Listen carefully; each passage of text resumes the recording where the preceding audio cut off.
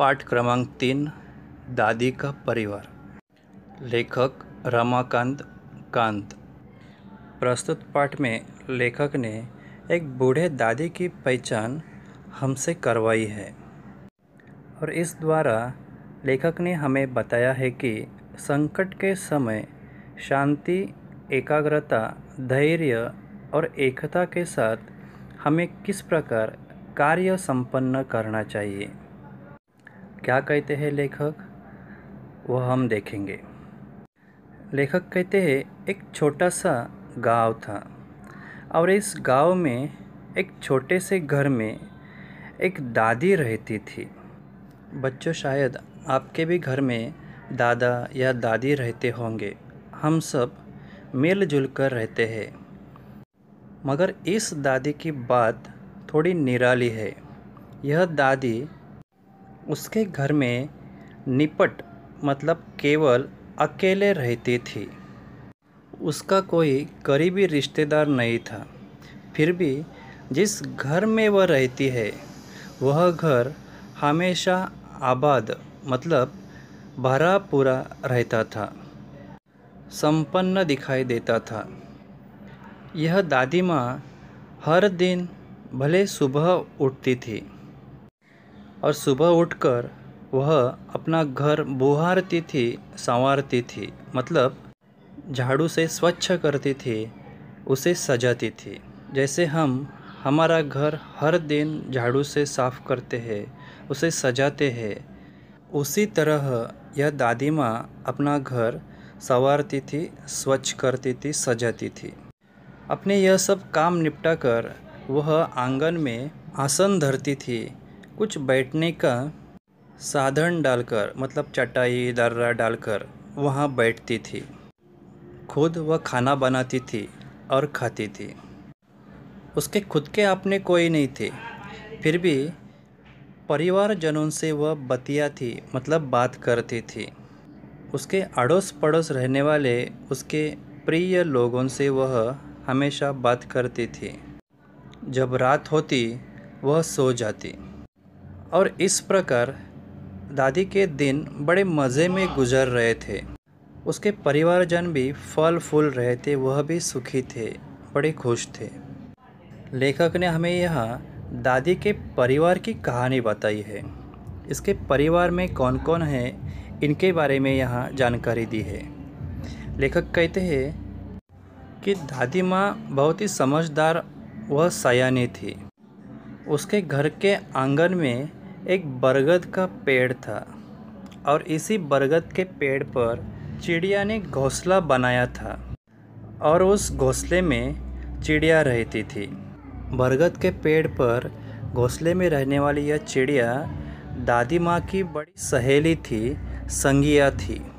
इस चिड़िया का नाम नीलू था। दादी माँ हमेशा सुबह सुबह उठती और अपना आंगन बुहारती मतलब स्वच्छ करती, साफ करती। नीलू चिड़िया भी उसी समय दादी माँ के सामने फुदकती है, चिंचियाती है, आवाज़ करती है, मानो वह दादी माँ से बात कर रही हो। लेखक कहते हैं इस नीलू चिड़िया के अलावा और एक इस दादी माँ की साथी थी जिसका नाम है चिंकी चूहिया, जो इस बरगद के पेड़ के नीचे एक बिल बनाकर रहती थी। दादी माँ जिस घर में रहती उस घर में यह चूहिया की हमेशा दौड़ दिन भर लगी रहती थी। यहाँ वहाँ वह दौड़ती थी। यह थी दादी माँ की दीन दुनिया। गरीब बेचारा परिवार जिसमें चिड़िया है, चूहिया है। लेखक ने इस परिवार के बारे में और एक महत्वपूर्ण बात बताई है।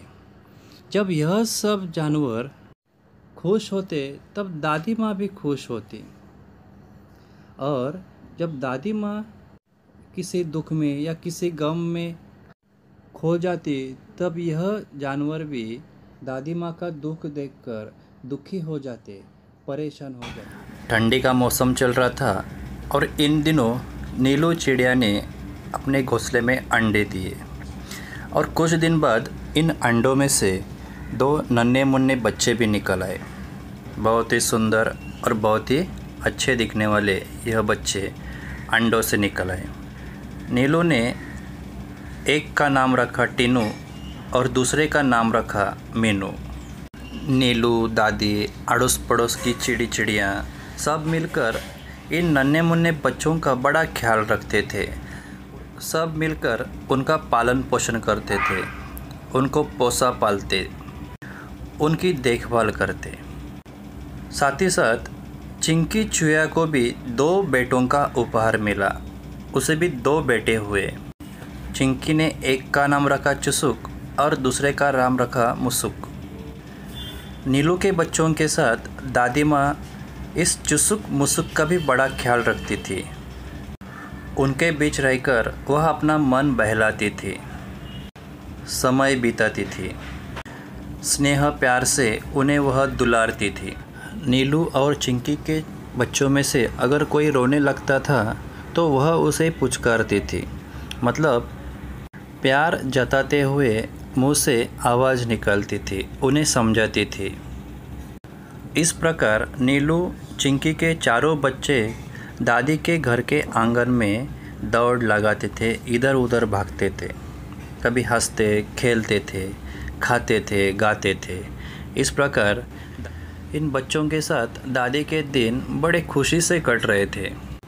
कभी कभी यह बच्चे खेल खेल में एक दूसरे के साथ लड़ भी पड़ते थे, उनका झगड़ा शुरू होता था। तब दादी माँ उन्हें समझाने के लिए आ जाती थी। नीलू और चिंकी के बच्चों को वह कहती थी कि मेरे बच्चों मत लड़ो, आपस में लड़ना झगड़ना उचित नहीं है। इस झगड़े टंटे में हमें पड़ना नहीं चाहिए, क्योंकि इससे किसी का भला आज तक नहीं हुआ है। वह उन्हें समझाती थी कि हमें एकता के साथ मिलजुल कर रहना चाहिए, क्योंकि एकता में बड़ी ताकत होती है और यह हमें हमेशा ध्यान में रखना चाहिए। दादी ने बच्चों को समझाया कि जहाँ एकता होती है वही हमेशा खुशहाली होती है, खुशी का माहौल होता है। इसके विपरीत जहाँ लोग लड़ते हैं झगड़ते हैं वहाँ लोग कभी सुखी नहीं रहते। इस प्रकार यह दिन बड़ी हंसी खुशी से कट रहे थे। दादी के इस छोटे से परिवार में सब सदस्य बड़ी खुशी से रह रहे थे। दादी माँ भी रोज़ उन्हें एकता का महत्व समझाती थी। एकता से होने वाले लाभों की वह उन्हें गिनती करा देती थी, उन्हें एकता का महत्व समझाती थी। एक बार चिड़ियों के सामने एक बड़ा सा संकट आ गया और चिड़ियों में मातम सा छा गया। मातम मतलब मौत का दुख। मौत के बाद जो शोक या दुख होता है उसे मातम कहते हैं। एक दिन नीलू दाना चुगने चली गई थी। वह अपने साथ अपने छोटे छोटे बच्चों को भी ले गई थी। अड़ोस पड़ोस के पेड़ पर रहने वाले अन्य चिड़ियाँ भी उसके साथ थी। चिड़ा पुल्लिंग, चिड़िया स्त्रीलिंग। इस प्रकार दाना चुगने के लिए वह एक खलियान में आ पहुंची जहां धान उगे थे। खलियान मतलब कटी हुई फसल रखने का स्थान। रात होने वाली थी और इसलिए धीरे धीरे सूरज की किरणें ढल रही थी। सब चिड़ियाँ दाना चुगने में व्यस्त थी। तब अचानक नीलू की सहेली मुनमुन, इस मुनमुन चिड़िया को ध्यान आया कि उसकी सासू माँ घर आने वाली है और घर में घोंसले में उसके स्वागत के लिए भी कोई नहीं है, वह खाली है। इसलिए मुनमुन चिड़िया ने वहाँ से निकलने का सोचा। उसने सब चिड़ियों को टाटा बाय बाय किया और उसने वहाँ से उड़ने की कोशिश की। जब उसने उड़ने की कोशिश की, अपने पंख फैलाए, तब वह उलझ गई, मतलब वह फंस गई। वह ज़ोर से चिल्लाने लगी कि मैं फंस गई। तब उसकी आवाज़ नीलू चिड़िया ने सुनी। नीलू के साथ बाकी चिड़ियों ने भी मुनमुन की आवाज़ सुनी थी। नीलू मुनमुन के पास जाने की कोशिश करने लगी, पर उसकी भी हालत वैसी ही थी। उसकी भी बेचारगी मतलब मजबूरी वही थी। नीलू समझ गई थी कि हम बुरी तरह से जाल में फंस गए और फिर वह चिंचियाकर चिल्लाई। चिड़ियों की आवाज़ को चिंचियाना कहते हैं। नीलू ने बाकी चिड़ियों को कहा, हम बहेले की जाल में पूरी तरह